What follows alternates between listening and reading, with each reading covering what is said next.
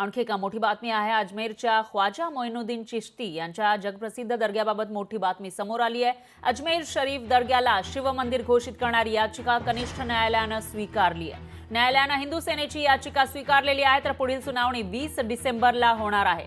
राजस्थानमधल्या अजमेरमध्ये असलेल्या अजमेर शरीफ दर्ग्याच्या ठिकाणी शिवमंदिर घोषित करा। त्या ठिकाणी आधी शिवमंदिर होतं असं याचिकाकर्त्यांचं म्हणणं आहे आणि तशी याचिका दाखल करण्यात आली आहे। ही याचिका तिथल्या कनिष्ठ न्यायालयाने स्वीकारलेली आहे, तर न्यायालयाने हिंदू सेनेची याचिका स्वीकारली आहे आणि यावर पुढील सुनावणी 20 डिसेंबरला होणार आहे। त्याच्यामुळे आता या सुनावणीमध्ये नेमकं काय होणार त्याकडे लक्ष आहे। नई परिपाटी देश में पैदा कर दी गई है, बनाई जा रही है कि आए दिन देखने में आ रहा है कि कभी किसी मस्जिद पे मंदिर का क्लेम किया जा रहा है, कभी किसी दरगाह पे मंदिर का क्लेम किया जा रहा है। ये हमारे समाज के हित में नहीं है, देश के, ये हमारे देश के हित में नहीं है। आज भारत ग्लोबल शक्ति बनने जा रहा है। हम कब तक मंदिर और मस्जिद के विवाद में उलझे रहेंगे? हम हमारे आने वाली जनरेशन को क्या मंदिर और मस्जिद के विवाद देके जाएंगे?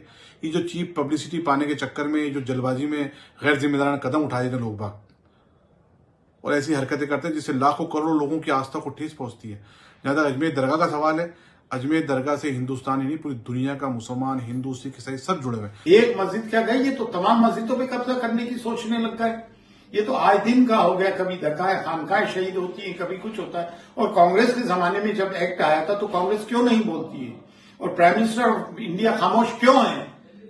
खामोश क्यों नहीं रहेंगे जब वो कहते हैं कि इनकी वेशभूषा से इन्हें पहचान लो और मंगलसूत्र चोरी कर लेंगे, गाय भैंस चोरी कर लेंगे, आपकी बेटियां ले जाएंगे, कोई कहता है बटोगे तो कटोगे। तो ये तो पूरा कर्नल एक इकोसिस्टम डेवलप हो गया। उसके लिए तमाम मीडिया जिम्मेदार है, बीजेपी का आईटी सेल जिम्मेदार है।